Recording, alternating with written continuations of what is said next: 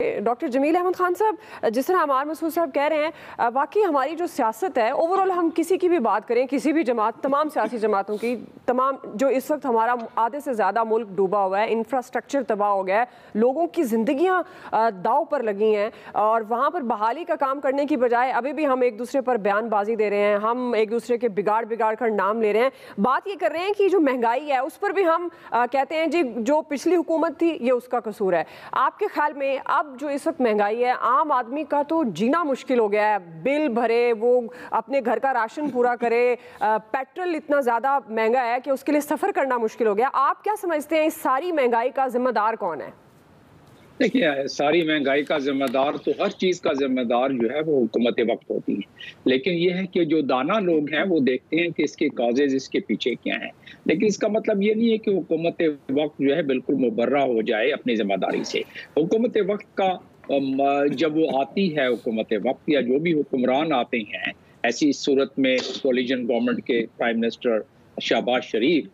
तो वो जब आए तो उनको इन तमाम चीज़ों का इदराक था, उनको इन तमाम चीज़ों का पता था। उनको ये भी पता था कि हमारे ऊपर कर्ज कितने हैं, उन्हें ये भी पता था कि IMF से फरवरी में जो हमने मुआहदा किया था उसकी पासदारी हमने नहीं की PTI गवर्नमेंट ने, और जिसकी वजह से हमें एक झटका लगा। उन्हें ये भी पता था कि हमारे इंटरनल और एक्सटर्नल मिला के डेट्स जो हैं वो $267 बिलियन बन जाते हैं। उन्हें ये भी पता था कि एक्सटर्नल डेट हमारा जो है, यानी कि जो बैरूनी कर्जा है, वो $131 बिलियन है।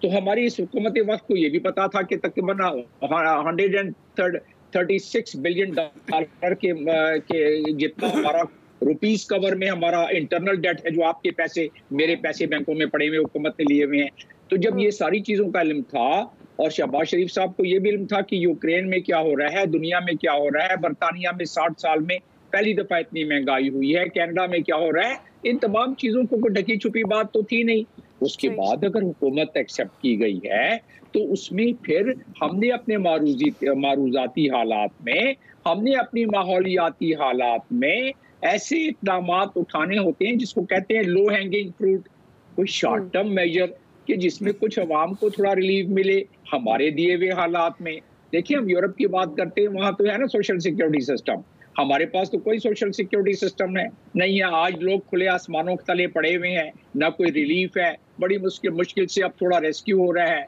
10 दिनों से रोड रास्ते कटे हुए हैं, 3.5 करोड़ लोग आसमान के नीचे बैठे हुए हैं, 1 मिलियन से ज्यादा घर खत्म हो गए हैं, तकरीबन 9 लाख जानवर हमारे जाए। ये तमाम चीजें जो हैं ये हो रही हैं हमारे, और उससे पहले हमने इतनी किताबें छापी हुई हैं, नेशनल डिजास्टर मैनेजमेंट के मंसूबे, उसके हमने पूरी दुनिया में प्रचार किया हुआ है। हमने बताया हुआ है कि हमारे डिस्ट्रिक्ट लेवल तक DDMA हमारा बना हुआ है, और DDMA के पास किश्तियां भी हैं, टेंट भी हैं, दवाइयां भी हैं, उनके पास बाकी ऐसे खुदाई के और बंद वगैरह और छोटे मोटे बरसात के नालों को बंद करने का वो भी है, इन्वेंट्री भी है, सारी चीजें लिखी हुई है। NDMA का एक्ट बना हुआ है, उसमें दिया हुआ है कि किस तरह प्रैक्टिस करनी है, PDMA ने क्या करना है, DDMA ने। तो जब सारी चीजों का उनको पता था, इल्म था, और ये इस वक्त जो बेयारो मददगार पड़े हुए हैं, इनके पास कोई सोशल सिक्योरिटी वाला मामला नहीं है। महंगाई ने इतनी कम